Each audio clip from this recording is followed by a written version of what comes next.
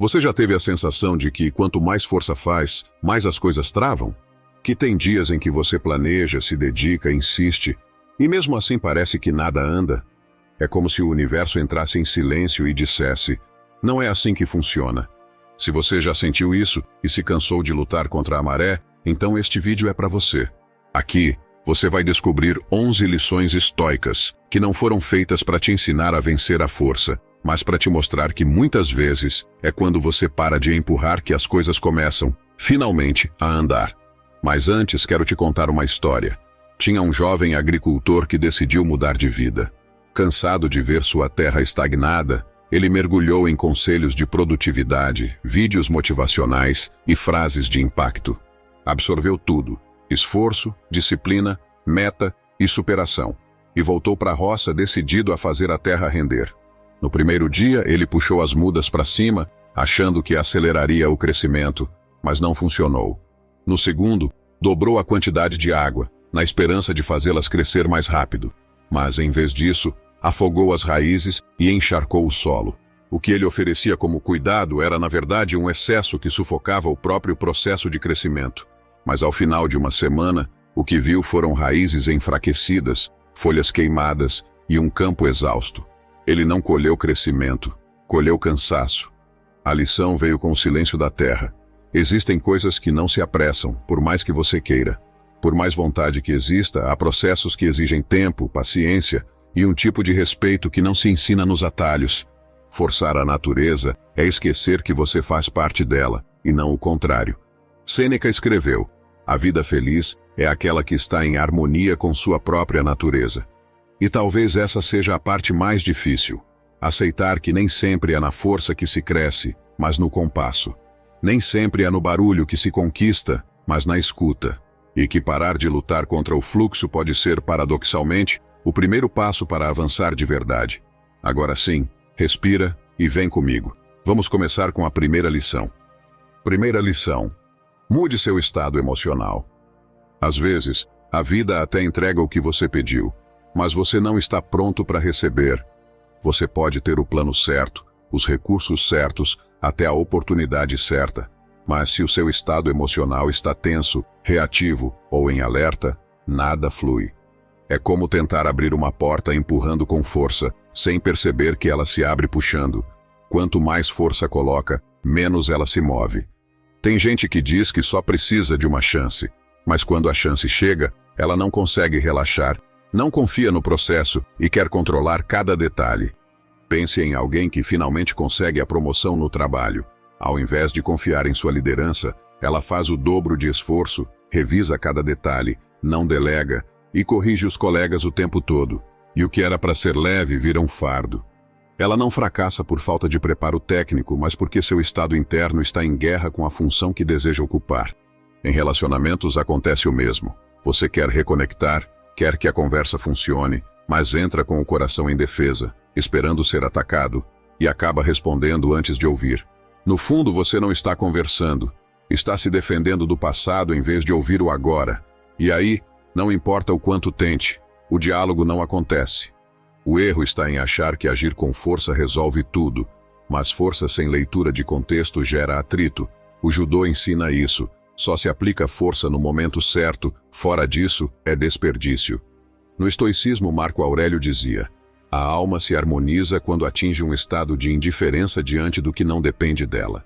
Ou seja, o verdadeiro poder nasce da harmonia interior. Quando você está bem com o que sente, não precisa provar nada. E essa leveza é o que cria espaço para as coisas acontecerem. A psicologia chama isso de estado de coerência emocional, quando corpo, mente e atitude estão alinhados. Estudos mostram que, ao estabilizar a respiração e reduzir a reatividade, as pessoas tomam decisões melhores, se comunicam com mais clareza e aumentam a conexão com os outros. Ou seja, às vezes, o problema não é o que está acontecendo, é o estado em que você está quando isso acontece. Por isso, antes de agir, mude o ambiente interno. Uma técnica simples é usar a respiração como âncora. 3 minutos de respiração profunda, com foco no corpo, já são capazes de reduzir o cortisol e mudar seu centro emocional. Outra ferramenta eficaz é se perguntar: O que está guiando minha atitude agora? Medo, pressa ou presença? Essa consciência repetida reposiciona tudo. Então, antes de achar que o mundo está travado, olhe para dentro. Às vezes, a única coisa impedindo a vida de fluir é a força desnecessária que você ainda está colocando no lugar errado. E se você está gostando desse conteúdo, deixe seu like, se inscreva no canal e ative as notificações para não perder os próximos vídeos. Segunda lição: pare de forçar, comece a fluir. Existe um momento em que o esforço, em vez de aproximar, começa a afastar. Não porque o esforço seja inútil, mas porque ele perde a direção quando nasce da ansiedade. A vida não é um cofre com senha exata. É mais parecida com uma trilha em meio à neblina. Nem sempre dá para enxergar o fim, mas dá para seguir sentindo o chão.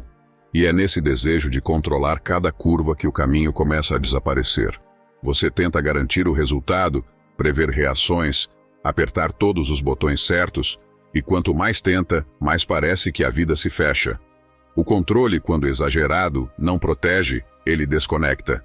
Helena, por exemplo, passou 3 anos tentando criar a confeitaria perfeita, cardápio impecável, redes sociais organizadas, tudo planejado, mas nada fluía. Até que, cansada, voltou a fazer o que sabia com o coração.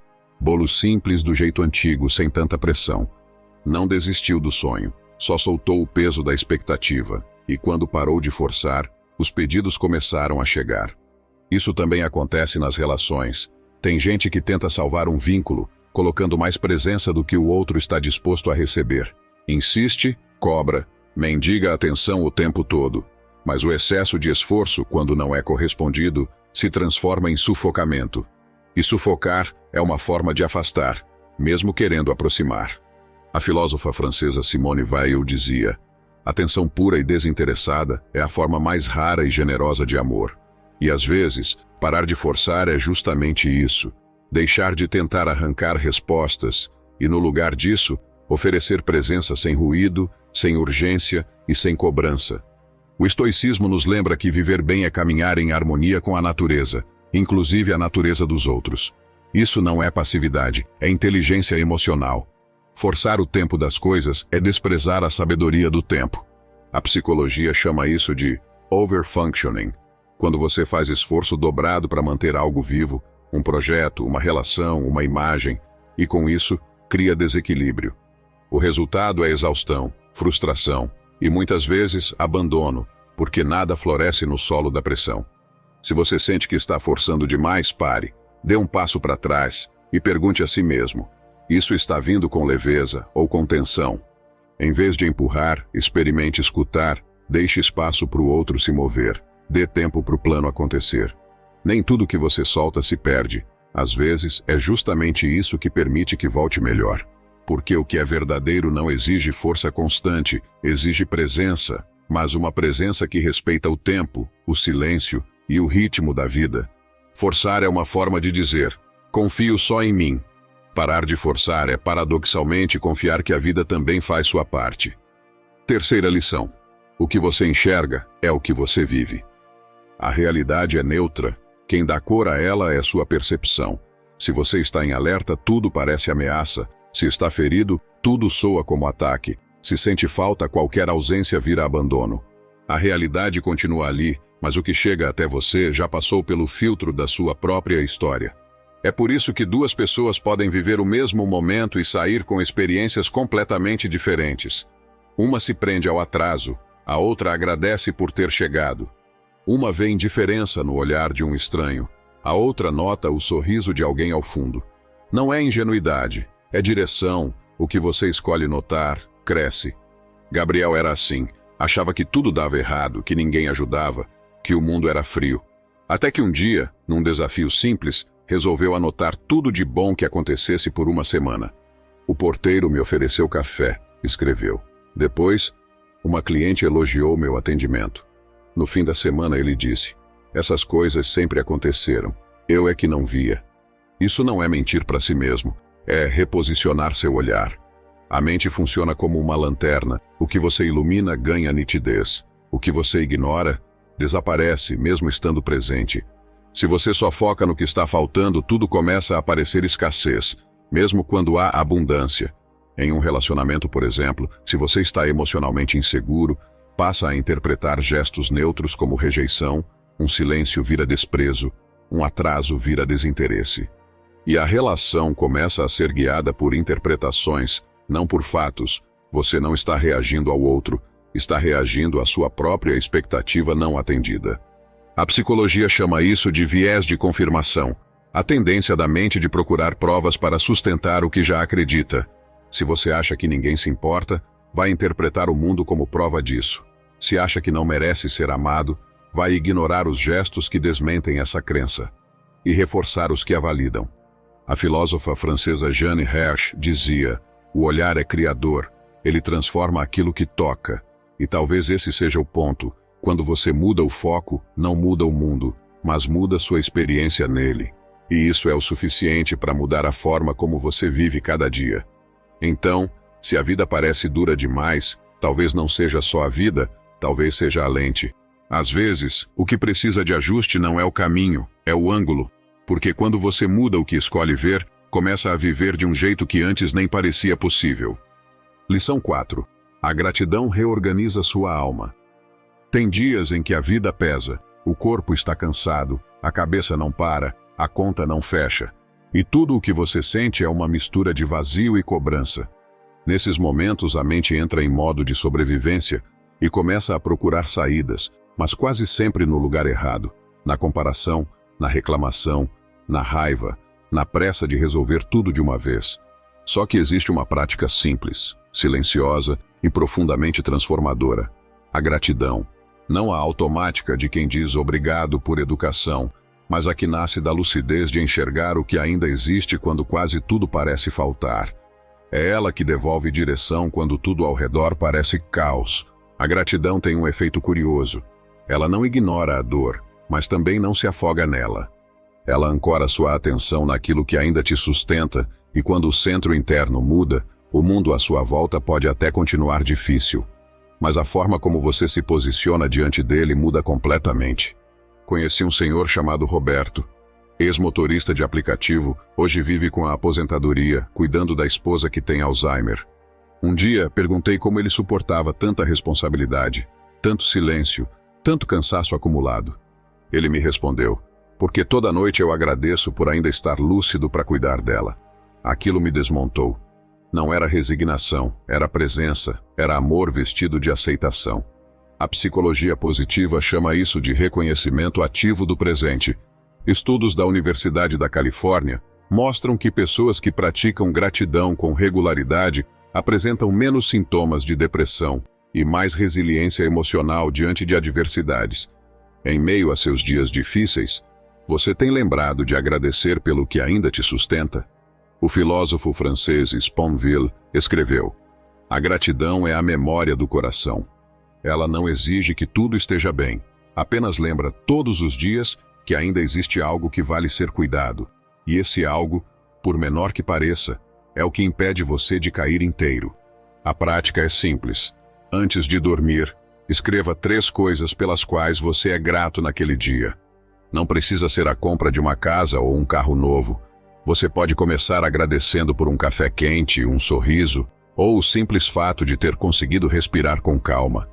Isso treina sua mente a encontrar o que sustenta, mesmo quando o chão parece escorregadio.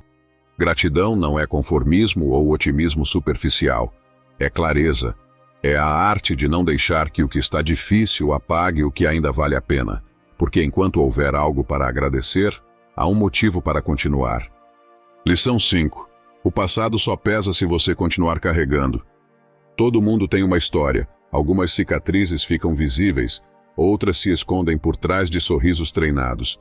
Mas em comum, temos isso. O que nos feriu já passou. O problema é que, muitas vezes, seguimos vivendo como se ainda estivéssemos lá, dentro da dor, da falta, da injustiça. Tem gente que transforma o passado em âncora e tenta construir o futuro arrastando correntes. Já outros aprendem a usar essa dor como combustível, não como desculpa. O que define essa diferença? A forma como cada um escolhe caminhar, ou com o peso daquilo que já acabou, ou com a força daquilo que aprendeu. Camila, por exemplo, foi criada em um ambiente instável. Cresceu ouvindo que não podia errar, que precisava estar sempre alerta e mesmo depois de adulta, ao entrar em novos relacionamentos, ainda carregava esse modo de sobrevivência. Esperava ser rejeitada, antecipava abandono. O corpo cresceu, mas a mente ainda morava no passado. Foi só na terapia que ela percebeu. O perigo já tinha passado, mas sua reação ainda era a mesma. Começou a soltar, um padrão de cada vez, um medo de cada vez.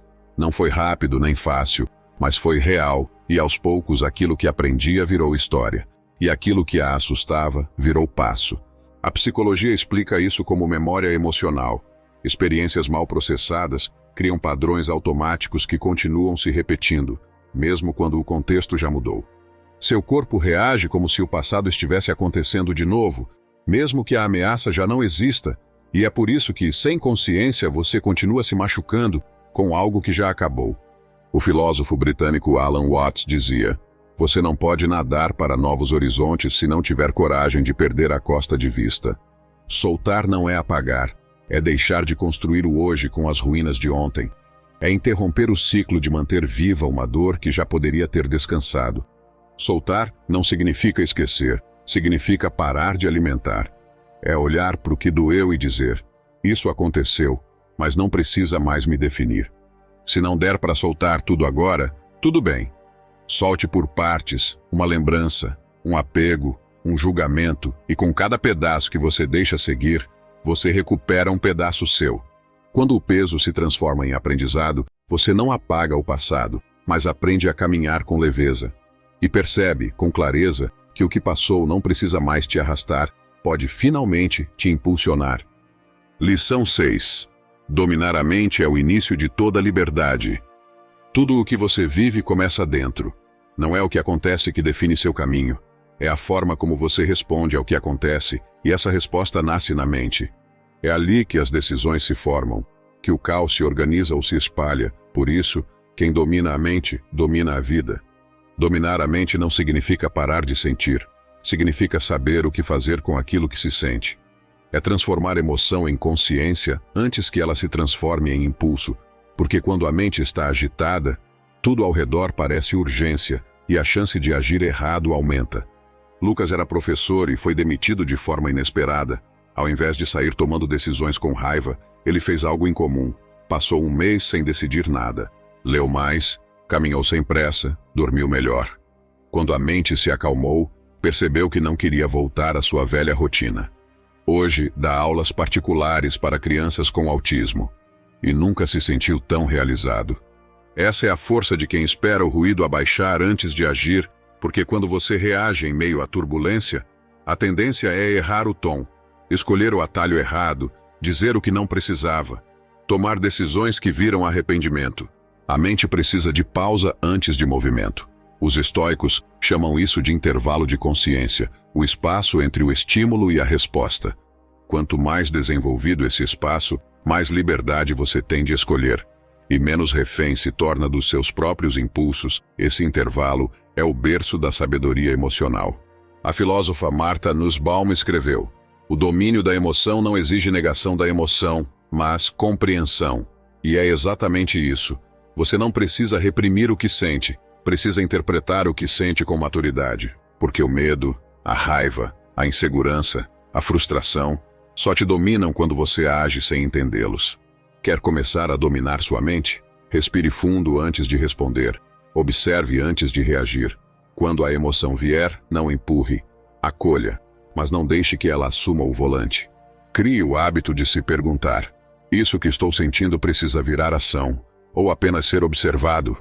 O mundo não vai parar para te dar paz, mas você pode encontrar esse silêncio dentro de si.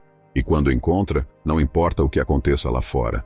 Você não reage como refém, mas como alguém que se governa. Lição 7. Cuide das suas manhãs como quem cultiva uma semente rara. A forma como você começa o dia define muito mais do que parece. A primeira hora da manhã é como o solo de uma plantação. Se você joga qualquer coisa, com pressa e sem cuidado, vai colher um dia atropelado. Mas se planta com presença, a colheita tende a ser mais leve, mais consciente, mais sua. Tem gente que acorda já correndo, o corpo levanta, mas a mente ainda está presa no caos de ontem, e em segundos já mergulha em notificações, e-mails, boletos, e problemas que nem começaram. E assim o dia mal começou e a pessoa já perdeu de vista a própria direção.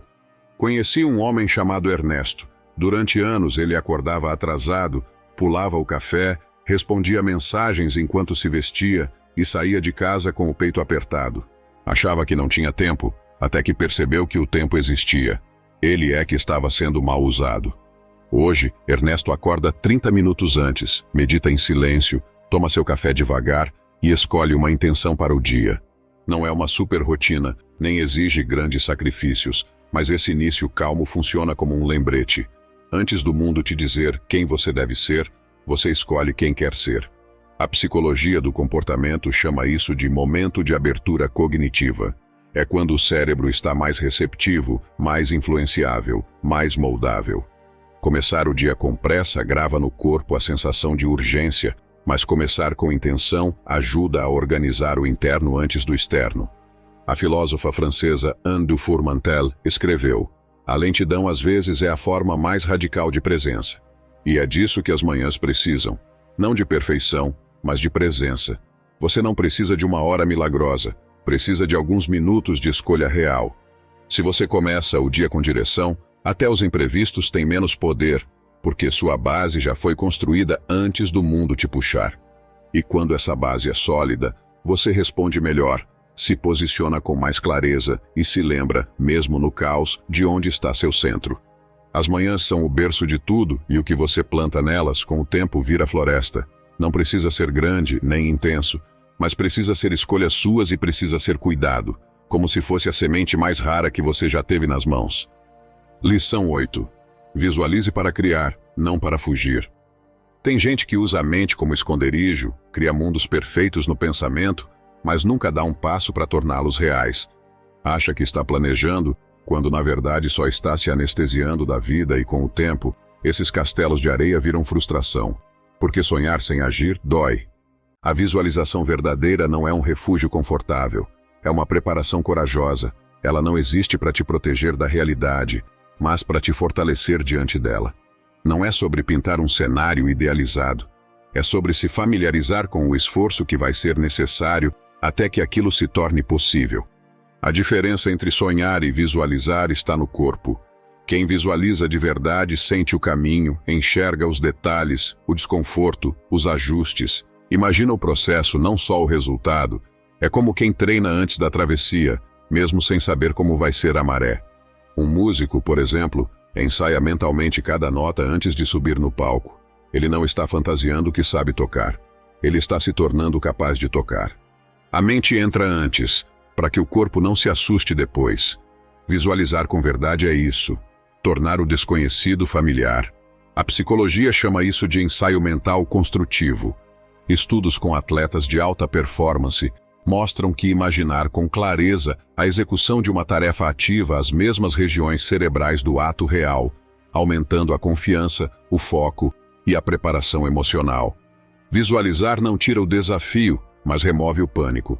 Como disse Agnes Martin, a claridade que vem antes da ação é a forma mais pura de criação. E é isso que a visualização verdadeira provoca. Não euforia, mas estrutura. Não fuga, mas prontidão. Um estado mental que te reposiciona antes mesmo de agir. Então visualize, mas não para fugir, para se preparar. Imagine os detalhes, sim, mas também imagine o esforço, a dúvida, o cansaço.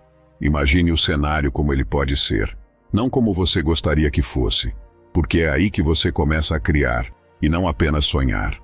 O que você já teve coragem de viver por dentro, você passa a ter estrutura para realizar por fora. E talvez seja isso que esteja faltando. Menos fuga e mais ensaio com presença. Lição 9. Desacelere para ouvir o que importa. A pressa cria ruído, e onde há ruído, não há escuta real. Você até ouve vozes, mas não entende o que elas dizem. E o mais perigoso, começa a confundir barulho com verdade, urgência com importância, agitação com sentido. Tudo se acelera, e até o que importa parece supérfluo. Nesse modo apressado, você toma decisões só para calar o desconforto, só para preencher o vazio com qualquer coisa, e é aí que o ruído começa a ocupar o lugar da intuição. Ela não grita, ela sussurra. E para ouvir o que ela tem a dizer, é preciso parar, respirar, acalmar o ambiente por dentro. Leandro terminou um relacionamento de 5 anos e 2 semanas depois, já estava em outro. Não porque estava apaixonado, mas porque não sabia ficar sozinho com ele mesmo. Meses depois me disse com um olhar sereno: eu só percebi o que sentia de verdade quando fiquei sozinho, e parei de fugir. O silêncio, quando respeitado, vira um espelho. Ele mostra o que sobra quando o barulho para, e o que sobra muitas vezes é tudo aquilo que você ignorou por tempo demais. Aquela tristeza engavetada, aquele desejo adormecido, aquela verdade que você sabia, mas nunca teve tempo de ouvir. A psicologia chama isso de atenção plena, a capacidade de desacelerar para perceber o que está presente. Pesquisas mostram que, ao diminuir o ritmo, o cérebro ativa áreas ligadas à tomada de decisão, à empatia e à regulação emocional. Ou seja, o discernimento nasce do silêncio, não da pressa. A escritora May Sarton escreveu: o silêncio é o espaço onde a alma respira, e é isso que falta na maioria dos dias: espaço. Um intervalo entre um pensamento e outro, entre um impulso e uma resposta. Não para fugir da vida, mas para se reencontrar dentro dela. O estoicismo ensina que a ação só é virtuosa quando nasce da razão. E razão não nasce do caos, nasce do equilíbrio. Se você não consegue parar, não consegue perceber, e quem não percebe, vive no escuro, guiado pelo ruído. Não tenha medo de parar. Às vezes é no tempo em que nada acontece que tudo se reorganiza. E só quando você desacelera, consegue, enfim, ouvir o que importa. Lição 10. Aceitar não é se render, é se alinhar. Nem tudo o que acontece precisa ser entendido, algumas coisas só precisam ser atravessadas. Mas a mente humana é inquieta. Ela quer explicações, culpados, categorias, e quando não encontra sentido, inventa, classifica como justo ou injusto, bom ou ruim, sem conseguir apenas observar. Mas viver sem julgamento não é ser indiferente, é ter clareza, é conseguir olhar para o que acontece sem transformar tudo em ataque pessoal ou falha do universo. A verdade é que a vida não se move para agradar nossas expectativas, ela simplesmente se move e cabe a nós decidir: reagimos ou compreendemos. A filosofia estoica ensina que nem todo evento carrega um rótulo. O que acontece, acontece. E o que molda quem você se torna não é o fato, mas a forma como você responde a ele. Aceitação não é passividade, é sabedoria. É perceber que, em vez de lutar contra o inevitável, você pode usar o que acontece para se fortalecer. A psicologia chama isso de reinterpretação cognitiva, a capacidade de mudar o significado que damos a um evento sem negar que ele aconteceu. Pessoas que desenvolvem esse recurso emocional têm mais equilíbrio, menos impulsividade e maior senso de direção, mesmo em meio ao caos. Aceitar não é se render, é se alinhar, é parar de gastar energia tentando mudar o que já é e começar a agir a partir do que é possível. Quando você abandona o julgamento, a mente deixa de reagir automaticamente e começa a responder com lucidez. É nesse espaço que nasce uma nova forma de agir, mais consciente, mais leve, mais alinhada com seus objetivos. Você deixa de repetir padrões e começa, enfim, a escolher. A escritora Iris Murdoch dizia: a verdadeira liberdade é a libertação do ego, não a conquista de desejos. E é exatamente isso que a aceitação faz. Ela te liberta do peso de precisar controlar tudo, porque aceitar o real não significa gostar. Significa escolher não sofrer mais do que o necessário. Toda vez que você resiste ao que já aconteceu, entra em guerra com o tempo e perde. Mas quando acolhe o que está diante de você, sem brigar, algo se reorganiza. Você sai da posição de vítima e entra na posição de autor, alguém que não nega o que viveu, mas escolhe o que vai fazer com isso agora. Aceitar é o início de toda transformação real, porque só quem aceita o que é, pode de fato transformar o que será.